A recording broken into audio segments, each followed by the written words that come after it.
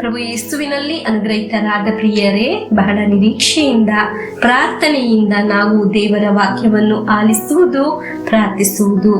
ಆಲಿಸುವ ವಾಕ್ಯ ನಮ್ಮ ಜೀವನವನ್ನು ಸ್ಪಂದಿಸುವಾಗ ನಮ್ಮ ಜೀವನದಲ್ಲಿ ಅದ್ಭುತಗಳು ಉಂಟಾಗುತ್ತದೆ. ಹಲ್ಲೆಲೂಯಾ.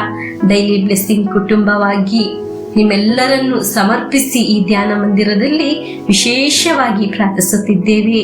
ಈಗ ಆಲಿಸುವ ವಾಕ್ಯವು ನಿಮ್ಮೆಲ್ಲರ ಜೀವನದಲ್ಲಿ ಅದ್ಭುತವನ್ನು ಸೃಷ್ಟಿ ಮಾಡುತ್ತದೆ. ದೇವರಿಗೆ ಸ್ತುತಿ, ಸ್ತೋತ್ರ, ಮಹಿಮೆಯನ್ನು ಸಲ್ಲಿಸೋಣ. ದೇವರು ನಿಮ್ಮೆಲ್ಲರನ್ನು ಅನುಗ್ರಹಿಸಲಿ. ಇಂದಿನ ದೇವರ ವಾಕ್ಯ 1 ಸಾಮುವೇಲ್ 3ನೇ ಅಧ್ಯಾಯ 2ರಿಂದ 11ರವರೆಗೆ ವಾಕ್ಯವನ್ನು ನಾವು ಆಲಿಸೋಣ. ಏಲಿಯ ಕಣ್ಣುಗಳು ದಿನದಿನಕ್ಕೂ ಮೊಬ್ಬಾಗುತ್ತಾ ಬಂದು ಕುರುಡನಂತಾಗಿ ಬಿಟ್ಟಿದ್ದನು. ಒಂದು ರಾತ್ರಿ ಅವನು ತನ್ನ ಕೋಣೆಯಲ್ಲಿ ಮಲಗಿದ್ದನು.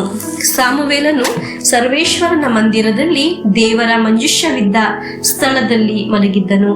ದೇವರ ದೀಪ ಇನ್ನೂ ಉರಿಯುತ್ತಿತ್ತು. ಆಗ ಸರ್ವೇಶ್ವರ ಸ್ವಾಮಿ ಸಾಮುವೇಲನನ್ನು ಕರೆದರು. ಸಾಮುವೇಲನು ಇಗೋ ಬಂದೆ ಎಂದು ಉತ್ತರ ಕೊಟ್ಟ. ಒಡೆಯ ಎಲಿಯನ ಬಳಿಗೆ ಓಡಿ ಹೋಗಿ, ಇಗೋ ಬಂದಿದ್ದೇನೆ, ನೀವು ನನ್ನನ್ನು ಕರೆದಿರಲ್ಲವೇ ಎಂದನು. ಏಲಿ, ನಾನು ನಿನ್ನನ್ನು ಕರೆಯಲಿಲ್ಲ, ಹೋಗಿ ಮಲಗಿಕೋ ಎಂದನು.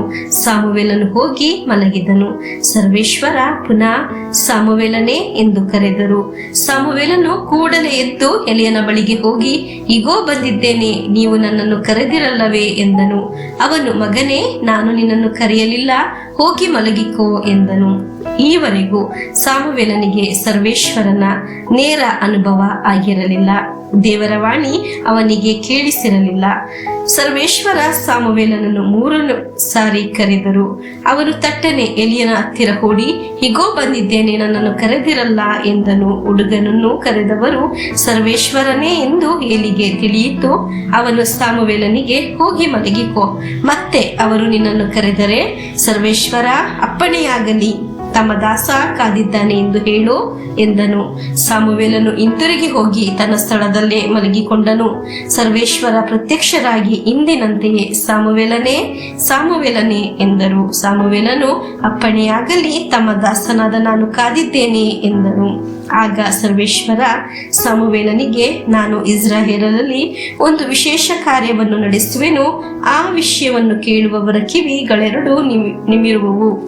ಪ್ರಿಯರೇ, ನಾವು ದೇವರು ಕರೆಯುವ ಒಂದು ಭಾಗ, ಸಾಮುವೇಲನನ್ನು ದೇವರು ಕರೆಯುವ ಒಂದು ಭಾಗವನ್ನು ದೇವರ ವಾಕ್ಯದಲ್ಲಿ ಆಲಿಸಿದ್ದೆವು. ಸಾಮುವೇಲನ ಹತ್ತಿರ ಏಲಿಯನು ಹೇಳುತ್ತಾನೆ, ಅದು ದೇವರ ಸ್ವರ, ನೀನು ಅದಕ್ಕೆ ಉತ್ತರ ನೀಡಬೇಕು, ಆಮೇನ್, ನಾನು ದಾಸ ಎಂದು ಹೇಳಬೇಕು.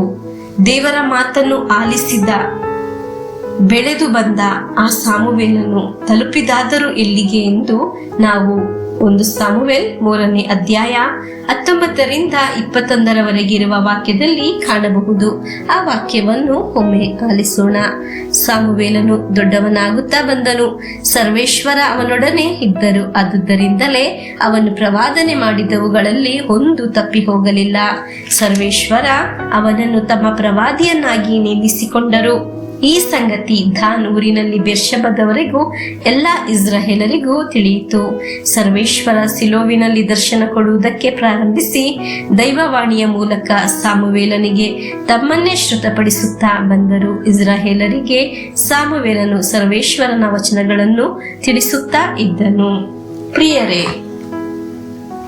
ದೇವರ ಮಾತನ್ನು ಆಲಿಸಿ ಬೆಳೆದ ಸಾಮುವೇಲನು ದೊಡ್ಡವನಾದನು. ಒಂದು ವೇಳೆ ಈ ವಾಕ್ಯ ಆಲಿಸುವುದು ನೀವಾಗಿರಬಹುದು, ನಿಮ್ಮ ಮಕ್ಕಳಾಗಿರಬಹುದು. ವಾಕ್ಯ ಆಲಿಸುವ ನೀವು, ನಿಮ್ಮ ಮಕ್ಕಳು ಉನ್ನತಕ್ಕೆ ಏರುತ್ತೀರಾ. ಆಮೇನ್. ದೇವರ ವಾಕ್ಯವನ್ನು ವಿಶ್ವಾಸದಿಂದ ಸ್ವೀಕರಿಸುವ ನಿಮ್ಮ ಮಾತಿಗೆ, ನಿಮ್ಮ ತೀರ್ಮಾನಗಳಿಗೆ ದೇವರು ಬೆಲೆ ನೀಡುತ್ತಾರೆ. ಅದು ಮನೆಯಲ್ಲಿ ಆಗಬಹುದು, ಊರಿನಲ್ಲಿ ಆಗಬಹುದು. ದೇವರ ಮಾತನ್ನು ಆಲಿಸುವ ನಿಮಗೆ ಗೌರವ ಇರುವುದು. ಪ್ರಿಯರೇ, ಈ ವಾಕ್ಯವನ್ನು ಮರೆಯದೇ ಇರಿ. ದೇವರ ಮಾತು ಆಲಿಸಿ ಬೆಳೆದ ಸಾಮುವೇಲನ ಜೀವನದಲ್ಲಿ ಕುಗ್ಗಿ ಹೋದ, ನಾಶವಾದ ಎಂದಲ್ಲ ಅಲ್ಲಿ ಬರೆದಿರುವುದು. ಹೀಗೆ ದೇವರ ಮಾತು ಆಲಿಸುವ ನಮ್ಮನ್ನು ದೇವರು ಕರೆದಿರುವುದು ಆ ಸಮಯದಲ್ಲಿ ನನಗೆ ಇಷ್ಟ ಇಲ್ಲ, ನನಗಿದು ಅಗತ್ಯವಿಲ್ಲ ಎಂದರೆ ನಮಗೆ ಮಾತ್ರ ಅದು ನಷ್ಟ. ಪ್ರಿಯರೇ, ಯಾವುದೇ ಒಂದು ವಿಷಯಗಳು ದೇವರ ವಾಕ್ಯವನ್ನು ನಾವು ಆಲಿಸುವಾಗ ಆಮೇನ್ ಎಂದು ಸ್ವೀಕರಿಸಬೇಕು. ಪ್ರಿಯರೇ, ಜೀವನದಲ್ಲಿ ಬಿದ್ದು ಹೋಗದೇ ಇರಲು, ದುರಂತಗಳು ಸಂಭವಿಸದೇ ಇರಲು ನಮಗೆ ಸಾಮುವೇಲನ ರೀತಿ ದೇವರ ಕರೆಯನ್ನು ಆಮೇನ್ ಎಂದು ಸ್ವೀಕರಿಸೋಣ. ಆಮೇನ್. ಪ್ರಭು ಯೇಸುವಿನ ಆಶೀರ್ವಾದವನ್ನು ನಮಗೆ ಸ್ವೀಕರಿಸೋಣ. ನಮ್ಮೇ ಪ್ರಭು ಯೇಸು ಕ್ರಿಸ್ತರ ವರಪ್ರಸಾದವು, ದೇವರ ಪ್ರೀತಿಯು, ಪವಿತ್ರಾತ್ಮರ ಅನ್ಯೋನ್ಯತೆಯು ನಿಮ್ಮೊಡನ ಇರಲಿ. ರೋಗದಿಂದ, ಅಪಘಾತದಿಂದ, ವಂಚನೆಯಿಂದ, ನಿರಾಶೆಯಿಂದ ಸ್ವರ್ಗದ ದೇವರು ನಿಮ್ಮನ್ನು ಅದ್ಭುತವಾಗಿ ಸಂರಕ್ಷಿಸಲಿ. ದೀರ್ಘಾಯುಸ್ಸು, ಆರೋಗ್ಯ, ಸಮಾಧಾನ, ಸಂತೋಷ ಉಂಟಾಗಲಿ. ಪಿತನ, ಸುತನ, ಪವಿತ್ರಾತ್ಮರ ನಾಮದಲ್ಲಿ ಆಮೆನ್.